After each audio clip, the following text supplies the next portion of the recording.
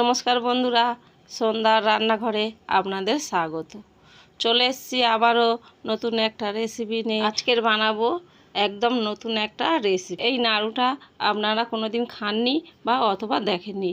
আজকের বানাবো আমি আতপ চালের গুঁড়ো দিয়ে নাড়ু। আপনারা পুরো ভিডিওটা দেখতে থাকুন। একটা নারকেল আমি ভেঙে নিয়েছি, এটাকে আমি কুড়ে নেব।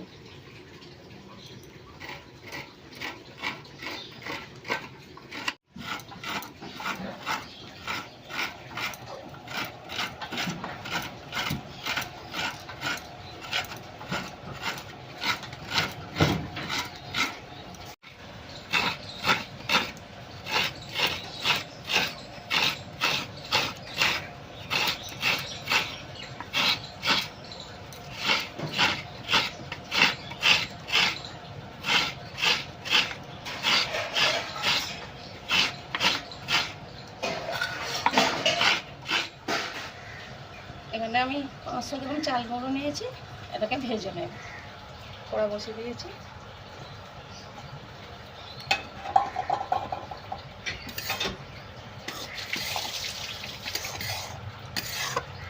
হালকা করে ভেজে নেব।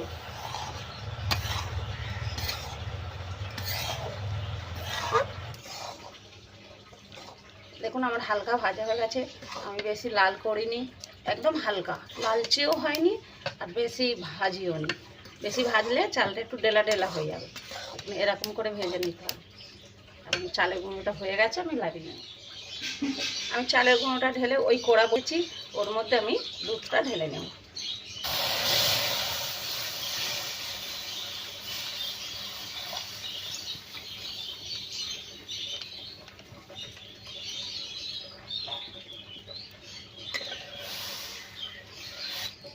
দুধের মধ্যে আমি হালকা অল্প জল মিশিয়ে নিলাম, কেন চালের গুঁড়োতে জলটা বেশি টানে, ওই জন্য অল্প জল দিয়ে দিলাম।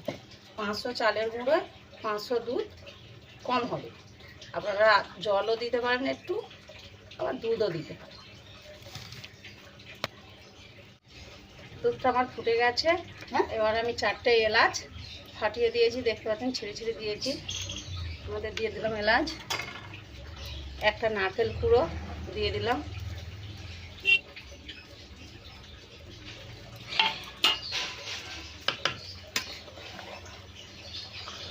নেড়ে নিতে হবে। দেখতে পাচ্ছেন আমি নাড়ছি, ফুটে গেছে। যত উন্নে বসিয়েছি ফুটে পড়ে যাবে, তাই আমি ঘন ঘন নাড়তে থাকবো। আপনারাও নাড়তে থাকবে যাতে নিচে না লেগে যায়। এবার আমি এর মধ্যে চিনিটা দিয়ে দেবো। আমি এর মধ্যে চিনিটা দিয়ে দিচ্ছি। এটা আপনাদের ইচ্ছার মতন মিষ্টি, আপনাদের কম বেশি আপনাদের ইচ্ছার মতন দেবেন। আমি আমার মতন দিচ্ছি।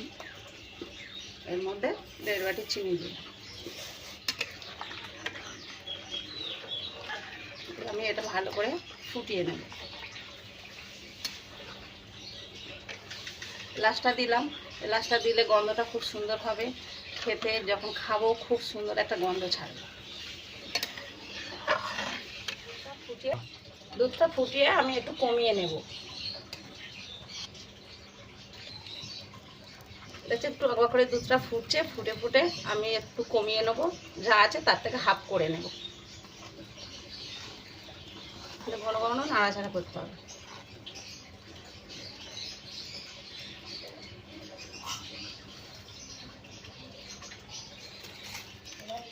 বন্ধুরা আমাদের পাক হয়ে গেছে। আমি বেশি কমাইনি, কিন্তু যা চিনি দিয়েছিলাম আমি চেক করে দেখলাম চিনিটা কম হবে, তাই আমি আবার চিনি দিয়েছি। টোটাল আমি 500 গ্রাম চিনি দিয়েছি।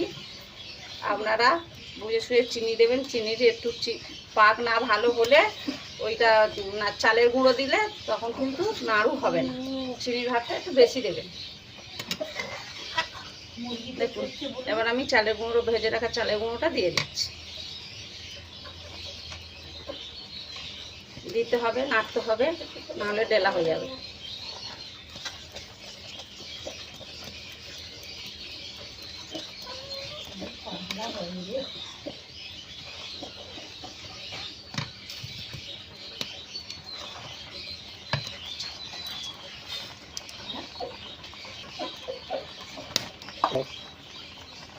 দেখুন এবার ভালো করে নাড়াচাড়া করে নিতে হবে।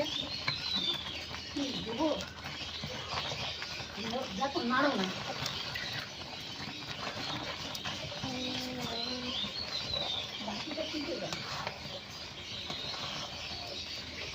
দেখতে পাচ্ছেন এরকম করে নাড়াচাড়া করে সব ভালো করে মিশিয়ে নিতে হবে। দেখুন যেন না লেগে যায়, আপনারা ভালো করে নাড়তে থাকবেন, নাড়তে হবে। দেখুন আস্তে আস্তে শুকনো হয়ে গেছে।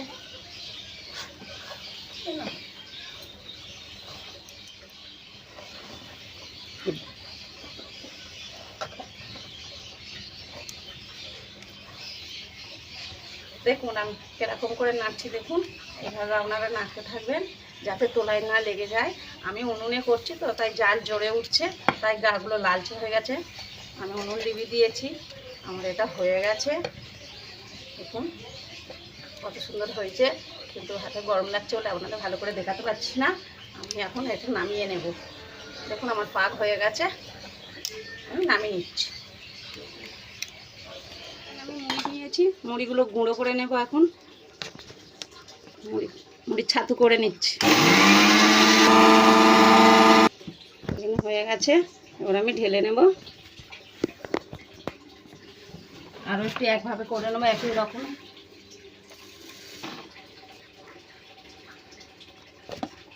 দেখুন আর মুড়ির ছাতু হয়ে গেছে, এবার আমি ঢেলে নেব।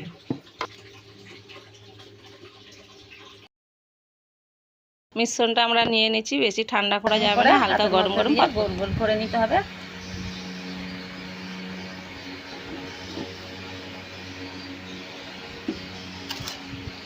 কত সুন্দর হয়েছে, গোল গোল এরকম করে রাখতে হবে।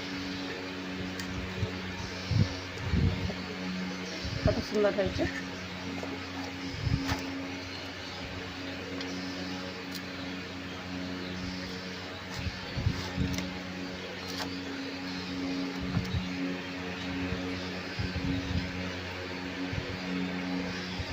এগুলো মুড়ি ছাতুতে দিয়ে দিতে হবে।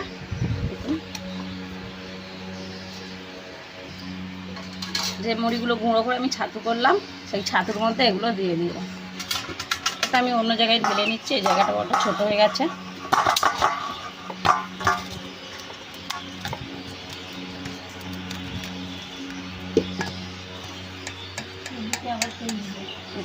মুড়ি ছাতুর মধ্যে দিতে হবে, দিলে এই নাড়ুগুলো শক্ত শক্ত মতন হয়ে যাবে, খেতে বেশ মজমজ করবে। দেখুন একে অপরের সাথে জড়িয়ে যাচ্ছে না, ছেড়ে যাচ্ছে। আর এই এর যা একটু রস আছে, এই রসটা মুড়ির নাড়ুর সাথে, মুড়ির গুঁড়োর সাথে দিলে রসটা টেনে নেবে আর খেতে খুব সুন্দর লাগবে শক্ত শক্ত। এইভাবে আমি সবগুলো করে নেব, বাকিগুলো আমি এই একই রকমভাবে করে নেব। এইভাবে করে মুড়ির ছাতুর মধ্যে দিয়ে দেবো। সবগুলো এরকমভাবে করে ছাতুর মধ্যে দিয়ে দেবো। সবগুলো হয়ে গেছে, এখন আমি একটা খেয়ে দেখি। দেখুন কত সুন্দর হয়েছে, সুন্দর লাগছে। অবশ্য বাড়িতে আপনারা একবার ট্রাই করে দেখবেন, খেতে খুব সুন্দর লাগবে। আপনাদের যদি ভালো লেগে